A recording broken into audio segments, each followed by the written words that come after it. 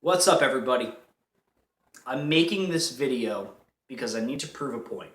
I'm not trying to be an asshole. I'm not trying to be somebody who's telling you to stop doing what you're doing, and I'm not telling you that you're not good enough or that what you're doing is not good enough, because what I'm about to tell you guys I'm actually guilty of, and I was guilty of it for years in the beginning of my career.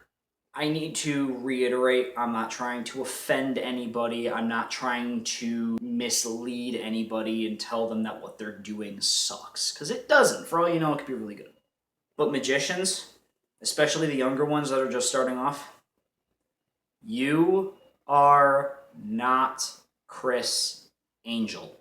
Now let me backtrack as to why I was inspired to make a video that is pretty much telling magicians that they're doing it wrong. And I'm not saying that you're doing it wrong. I'm just saying that there's a different approach and that you need to find that different approach, especially in the world of magic. I was watching some videos on YouTube earlier today about, like trying to brush up my skills. I wanted to master my palming. I wanted to learn a couple of new moves. And a lot of the tutorial videos that I was watching were these younger kids that are making these, I'm not going to say shit videos because some of them were actually really good quality. But it's a phone or something leaned up against a computer. They're on a bed or they have a close-up pad and they're just doing card tricks. But I noticed one thing with a lot of them. And like I said, I'm guilty of this too. I noticed a lot of these younger magicians have the long hair. They're always trying to be that mystical, like, let me get inside of your mind. I want to try a demonstration. They're talking like they're being possessed. Every time they want to do an effect that's, was this your card? Giving that stare of that. Something that sounds like what Criss Angel made himself known for. And I'm not saying that Criss Angel did it wrong, because Criss Angel's his own thing. Criss Angel's Criss Angel. Criss Angel's one of the greatest magicians of all time. He's who inspired me to start doing magic. But that's just that. Criss Angel is Criss Angel. You are not Criss Angel.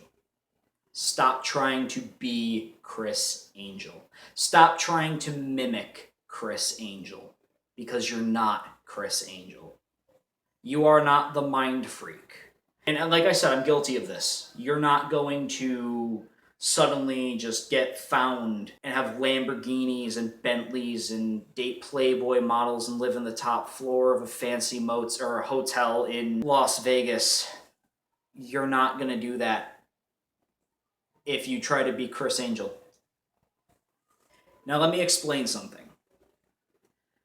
I tried doing it. I tried being Criss Angel. I wanted to be Criss Angel so badly. I grew out my hair. I bought his cards. I wrote tattoos and shit with permanent marker on my arms. I made a television show based off of Mind Freak. I am so far beyond guilty of this.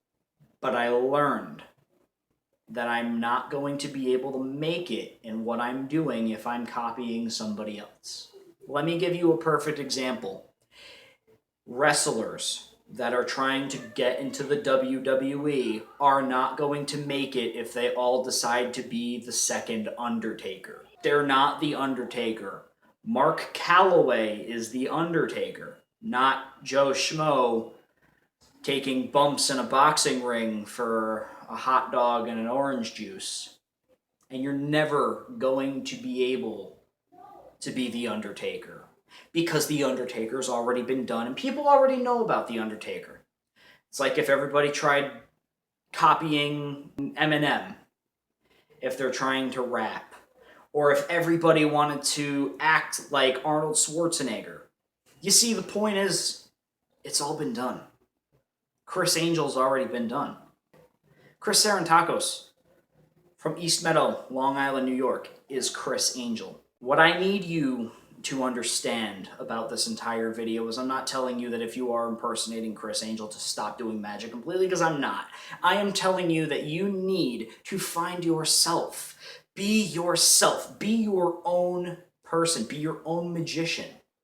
Do something different from everybody else. And it doesn't even matter if you palm a card differently, if you hold a coin in your hand differently.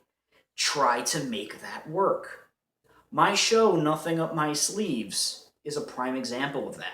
I do tricks that other magicians do in their shows. Like, I have the linking rings in my show.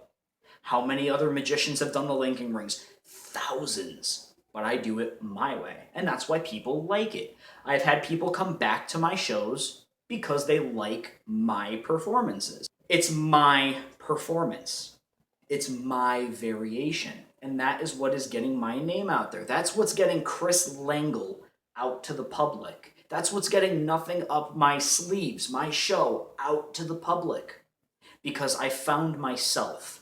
I found my persona. I found that one thing that makes me different from every other magician in the entire world. That's what you guys need to do. And it's not hard. It's not hard. Film yourself. Compare that video to other magicians. Compare that video to other people that you idolize, that you want to be like. And if you see that you are being too much like them, you gotta change it. Make it original. You're never going to get anywhere if you're not original. Originality is key in the entertainment world.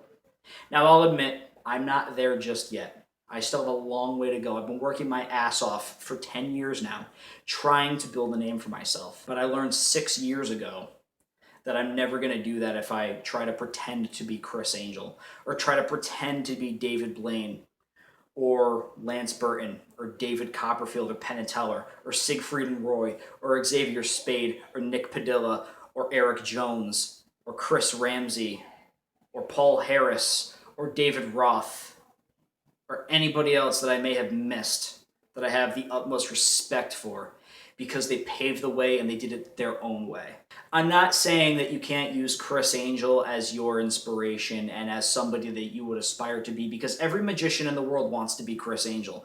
Every magician in the world wants to be able to wake up and choose what Lamborghini he races in to work that day. Every magician wants to wake up knowing that he's got a show at one of the highest rated hotels in all of Las Vegas Strip that people from all over the world come to see. People want that. Magicians want that.